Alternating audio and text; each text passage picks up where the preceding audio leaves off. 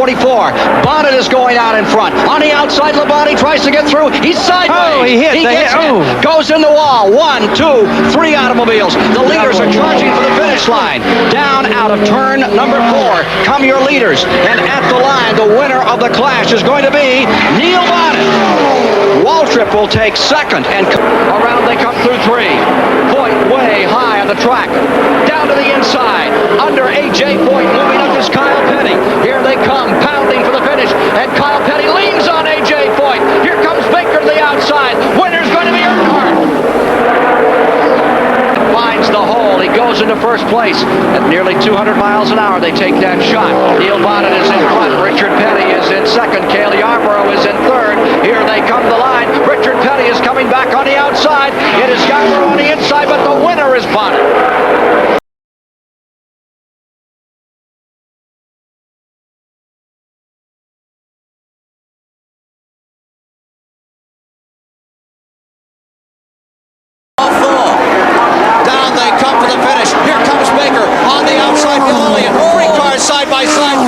At the line, Cale Yarborough does it. What fantastic strategy.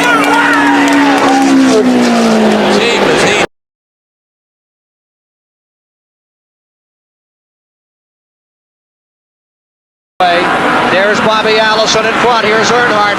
One last stab. Digs deep. Charges. Here they come on a turn 4. Earnhardt is coming to the inside. He's 4 car lengths back. Allison takes the checkered flag. The third place car is on pit road. It's not going to finish. So on 148 laps completed, the red flag came out and the race was officially. The NASCAR officials determined that they could not fix the guardrail before darkness set in. The driver. Dale Earnhardt, congratulations. It's an unusual way to get into victory lane, especially for you. Well, it is. I'd rather want it, under green, but the way the guardrail's tore up, it's a shame we can't finish. And turn now down the backstretch. Bill Elliott is going to have to make his move. There is a lot of traffic ahead of them as they go into the 3rd and 4th turns now. Here they come toward the 4th turn and the start-finish line coming up. Bill Elliott will make one desperate attempt as he goes to the inside. Richard Petty holds him off, and Richard Petty picks up a victory at Rockingham, North Carolina Motor Speedway, his first since 1981, and the crowd celebrates with King Richard. It's been a long time since he was in victory lane.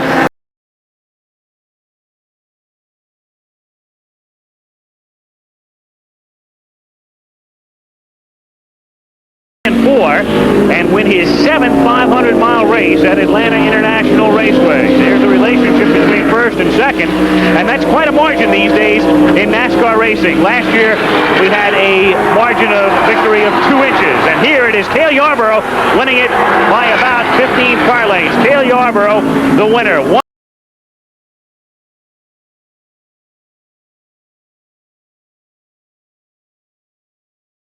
Races and 2 victories in all of those years.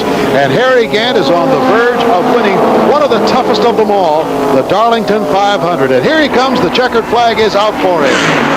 Look at this crowd. They're going bananas. And he wins it by 1.04 seconds.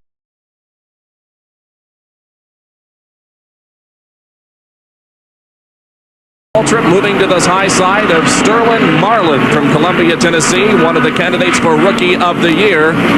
And Darrell Waltrip now setting his car into turn number 3. Now turn number 4 off of it onto the main straightaway. And Darrell Waltrip has done it. He has won his first Grand National race in 1983. Here's the race.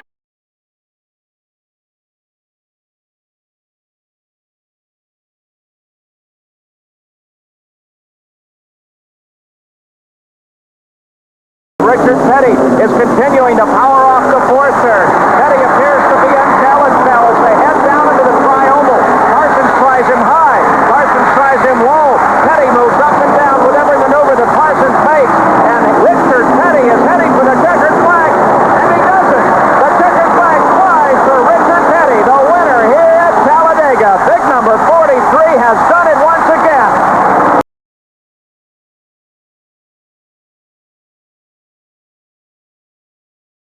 I would imagine just holding his breath, as anybody would, looking to the flag stand for the checkered flag.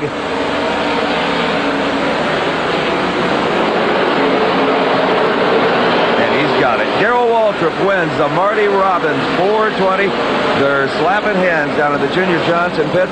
And taking second place is Bobby Allison. But the night belongs to this man, Darrell Waltrip of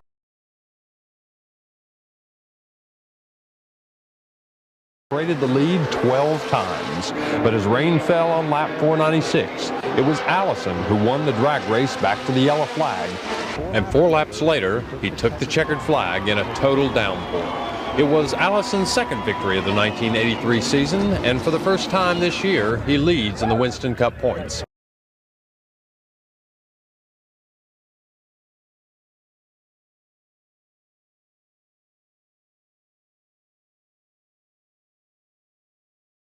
Bonnet's on the inside. Elliott is still attacking. Elliott trying to take away second spot. Bonnet will contain it. It'll be Neil Bonnet for second place. Bill Elliott in third, and the Bandit Harry Gant, last year's winner, is settled back into fourth position as they come across the line. The tough customer, Dale Earnhardt, wins it for Wrangler. There's the Wrangler brand. For all those years, here's something as minute as that, Bill. When it's something that important, kid, you can always reach back for a little extra here or anything. Here comes Neil Bonnet down. Richard Petty is closed up some as we get down to the finish. It will be a checkered flag 2 years in a row. Neil Bonnet pulls it off and wins the near $500,000 World 600 on the mile-and-a-half Charlotte Motor Speedway.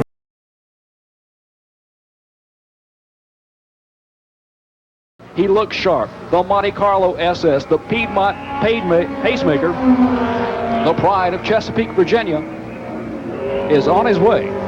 You have to have feelings and emotion for a young driver like this who has persevered, and he's around for the finish. Harold Kinder waves a checkered flag. He has his hand out of the window for Ricky Rudd. It's his first victory ever, coming here at Riverside, California.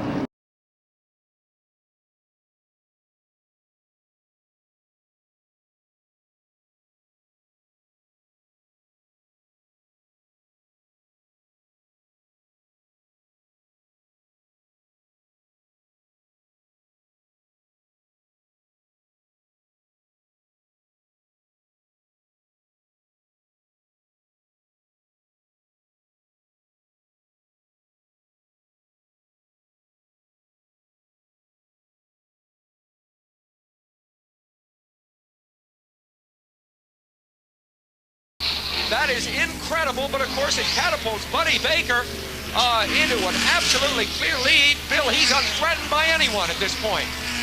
So Buddy Baker, who has yet to win the Firecracker 400, looks like he is going to come in if he can keep it together. And this would be there. There it is. Checkered flag for Buddy Baker. And there's a big puff of smoke down that main straightaway. Somebody blew. But it's not going to bother Buddy Baker. He officially has come across the finish line with the checkered flag.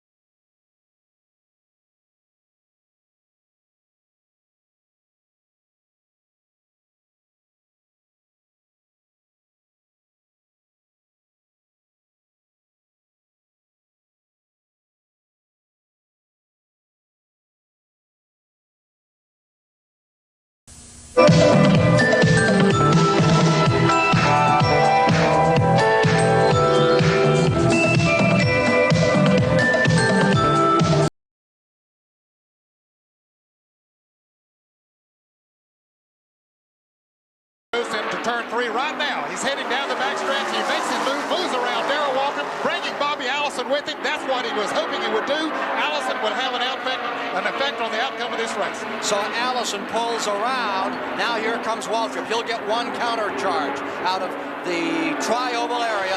Waltrip will take one more shot, and here he comes. Allison dropping down, giving him room.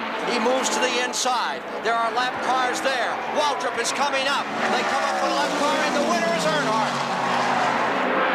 Fantastic racing. You see the crew, Bud Moore and the crew very happy there.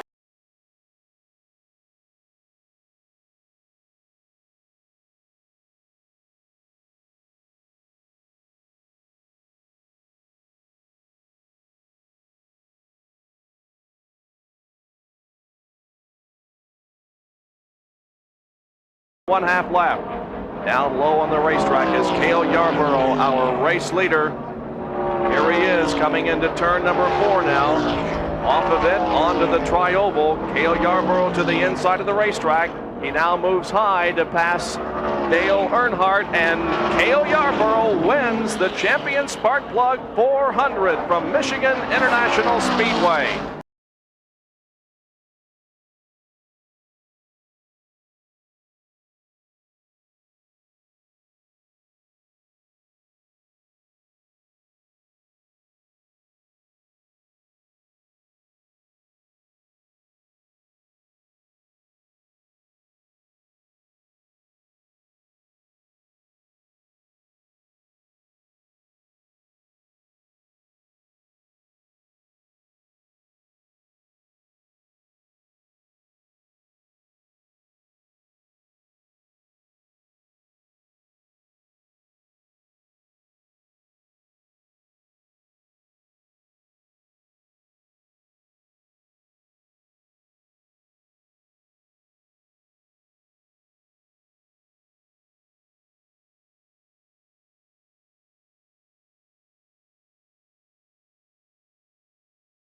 And right now, he's got it all. All he's got to do is run a couple of more corners, and it's his. The Dover 500 victory is in his back pocket. Bobby Hillin Jr., the rookie, is going a little bit wide, but he makes it past. Bobby Allison takes the checkered flag. He's a winner. And these guys are winners, too. The crew for Bobby Allison in car number 22, who did such a sensational job in the pits, as Bobby did out on the racetrack.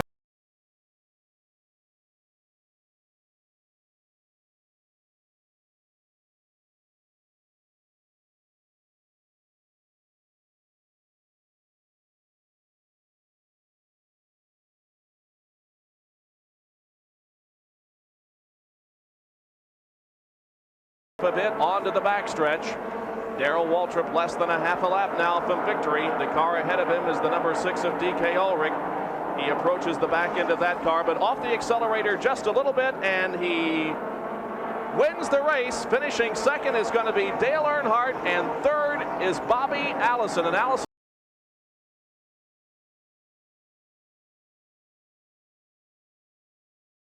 One time previously, Petty has come to victory in this event. He started the race today in 20th position, and a resurgent Richard Petty is rolling to the line. He is going to win the Miller High Life 500 for 1983. Waltrip will come across in second. Finishing in third will be Benny Parsons.